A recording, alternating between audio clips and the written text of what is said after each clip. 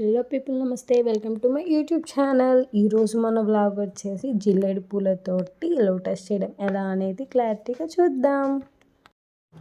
First మనం కొన్ని జిల్లేడు ఫ్లవర్స్ తీసుకోవాలి. మనకి అన్ని సైజెస్ పూలు పనికొస్తాయి. అంటే కొంచెం మొగ్గలుగా ఉన్నవి, కొంచెం బాగా విచ్చినవి, కొంచెం విచ్చినవి కూడా పనికొస్తాయి.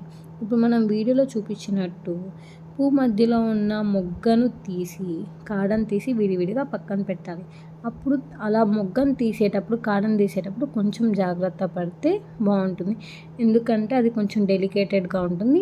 మనం కొంచెం రఫ్గా తీస్తే ఇరిగిపోయే ఛాన్సెస్ ఎక్కువ ఉంటాయి. మధ్యలో ఉన్న మొగ్గను మనం తర్వాత యూస్ చేస్తాం. అది లాస్ట్లో చెప్తాను, స్కిప్ చేయకుండా వీడియో చూడండి.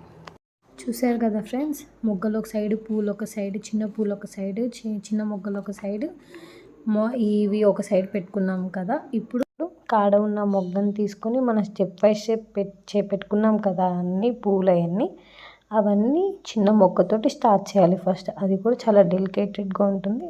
కొంచెం చూసి నిదానంగా గుచ్చుకుంటే చాలా బాగా వస్తుంది. తర్వాత బాగా విచ్చిన పూలను గుచ్చి ఈ ప్రాసెస్గా రిపీట్ చేయాలి.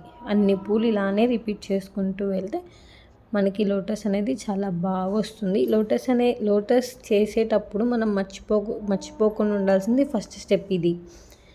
మనం గుచ్చే పూలు ఆపోజిట్గా, ఒక పువ్వు ఆపోజిట్గా పెడితే షేప్ అనేది చాలా బాగా వస్తుంది. మీకు వీడియో మొత్తం లాస్ట్ దాకా చూస్తే మీకే అర్థమవుతుంది షేప్ అనేది ఎలా వస్తుంది అనేది.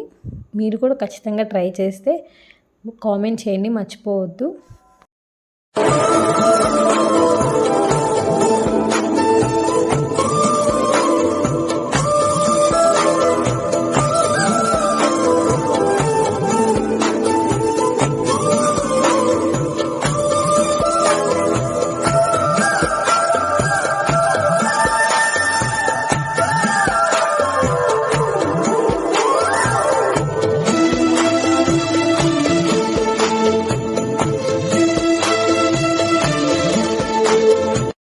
చూసారు కదా ఫ్రెండ్స్, ఇలా 1 by 1 స్టెప్ వైజ్లో ఆపోజిట్గా పెట్టుకుంటూ వెళ్తుంటే మనకు లోటస్ అనేది చాలా మంచి షేప్గా వస్తుంది. అప్పుడు మనం ఆ చిన్న మొగ్గని ఇందాక చెప్పా కదా లాస్ట్లో స్కిప్ చేయకుండా చూడండి అనేది, అది ఇదే. అలాగా గుచ్చేసుకుంటే చాలా స్ట్రాంగ్గా ఉంటుంది. ఆ లోటస్ అనేది కూడా మంచి షేప్గా వస్తుంది. అది దేవుడికి పెట్టినా చాలా బాగా వస్తుంది.